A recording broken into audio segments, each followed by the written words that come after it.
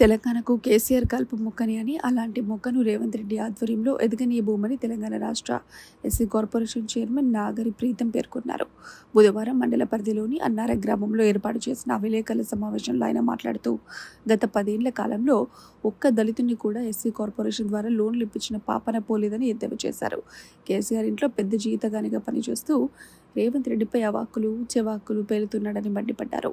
గతంలో ఇసుక దోపిడీ చేసిన గత ఎమ్మెల్యేకు చీర పంపిస్తున్నామని ఆ చీరను కట్టుకుని బస్సు ఎక్కితే ఫ్రీ బస్సు లేదు తెలుస్తుందన్నారు. ఇక తెలంగాణ రాష్ట్రంలో కాంగ్రెస్ ప్రభుత్వం ఏర్పడిన తర్వాత ప్రతి పేద కుటుంబానికి 200 యూనిట్ల ఉచిత కరెంటును ఇచ్చిన ఘనత రేవంత్ రెడ్డిది అన్నారు. ఇక ఈ సమావేశంలో కాంగ్రెస్ పార్టీ మండల అధ్యక్షులు దొంగరి గోవర్ధన్, గ్రామ మాజీ సర్పంచ్ మిట్టగడపల అనుక్, మండల ఉపాధ్యక్షులు చింతకుట్ల వెంకన్న, మండల ఎస్సీసీల అధ్యక్షుడు తప్పట్ల శంకర్, నాయకులు దాసరి శ్రీను, కలకోట్ల మల్లేష్, కొండరాజు, మాచల్ల అనిల్, మిరియాల నాగయ్య, మంగళపల్లి నాగరాజు, పోలేపాక అంజయ్య, వంకాల దాసు, మిరియాల జనార్దన్, మిరియాల శ్రీను, చింతకుట్ల హరీష్, మడిపెద్ది నవీన్ తదితరులు పాల్గొన్నారు. చీర ఇప్పియాలని ఆ చీర కట్టుకొని ఎమ్మెల్యే మొత్తం తెలంగాణ రాష్ట్రంలో ఎక్కడ ఉన్నా బస్సులలో మీరు వెళ్ళండి, మీకు టికెట్ లేకుండా ప్రయాణం చేయించే బాధ్యత కాంగ్రెస్ పార్టీ తీసుకుంటుంది. ఈరోజు మహిళలకు ఉచిత ప్రయాణం ఇస్తే మీరు ఏం చేసిరు ప్రజలకని అడుగుతున్నారు. మీరు ఏసీలు బంద్ చేసుకోర్రి, వచ్చి మా ఊర్లలో ఉండండి.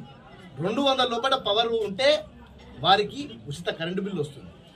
ఈరోజు గత ప్రభుత్వం మీ నాయకత్వంలో, మీ ముఖ్యమంత్రి గారి నాయకత్వంలో అరోరా యూనివర్సిటీ అని, మల్లారెడ్డి యూనివర్సిటీ అని, అనురాగ్ యూనివర్సిటీ అని అడ్డగోలు యూనివర్సిటీలు పెడితే మా ముఖ్యమంత్రి వచ్చిన తర్వాత మా యువకుల కోసం అని స్పోర్ట్స్ యూనివర్సిటీ పెడుతున్నారు, స్కిల్ యూనివర్సిటీ పెట్టినారు. 28 నియోజకవర్గాలలో తుంగతుర్తి నియోజకవర్గాన్ని కూడా తీసుకొని ఒకే కులం గురుకులం అనే పేరుతోని ఇక్కడ కూడా ఒక ఇంటిగ్రేటెడ్ స్కూల్ని ఏర్పాటు చేసే విధంగా ఇక్కడ ముఖ్యమంత్రి గారు ప్రకటించారు. అంటే తుంగతుర్తి అభివృద్ధి చెందితే వీళ్లకు మరి కడుపు నిండదు. ఎందుకంటే గతంలో కేవలం ఇక్కడ ఉన్న మొత్తం ఇసుకను దోపిడీ చేసుకపోయి గత పాలకులు పూర్తి స్థాయిగా ఇక్కడ ఉన్న ఎమ్మెల్యే గారు మరి రాష్ట్రానికి ముఖ్యమంత్రి గారికి తీసుకపోయి నిధులు ఇచ్చుకుంటుండే.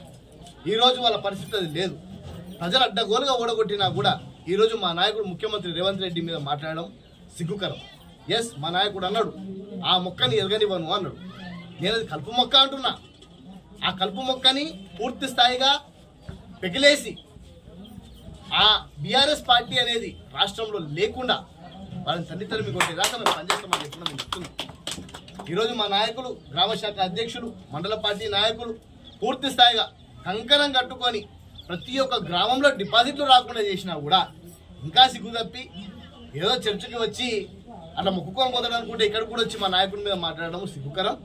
ఇప్పటికన్నా ఇవన్నీ బంద్ చేసుకోవాలి. జర అభివృద్ధి జరుగుతుంది. అభివృద్ధిని చూసి ఈ ఇసుక మాఫియా అంతా మాక్సిమం ఆపేసినాం. మేము కేవలం పర్మిషన్లు ఉన్నాయి మాత్రమే పోతున్నాయి. మీ లెక్క అడ్డగోలుగా ఎప్పుడు హైదరాబాద్ నుంచి వచ్చినా కూడా లారీలు అడ్డగోలుగా రోడ్ల మీద ఆగుంటుండే, పోలీసు అరాచకం ఉంటుండే. ఇప్పుడు ఫ్రెండ్లీ పోలీస్ అయిపోయింది. పూర్తి స్థాయిగా చూసుకుంటే స్వేచ్ఛా వాయువులతో ప్రజలు బతుకుతుంటే మీకు చూసే ఓపిక లేనట్టుంది. మా ముఖ్యమంత్రి రేవంత్ రెడ్డి గారిని మీరు ఇంకోసారి విమర్శిస్తే తుంగతుర్తి నియోజకవర్గంలో ఏ గ్రామంలో కూడా మిమ్మల్ని తిరగనివ్వము, ఖబర్దార్ అని చెప్పి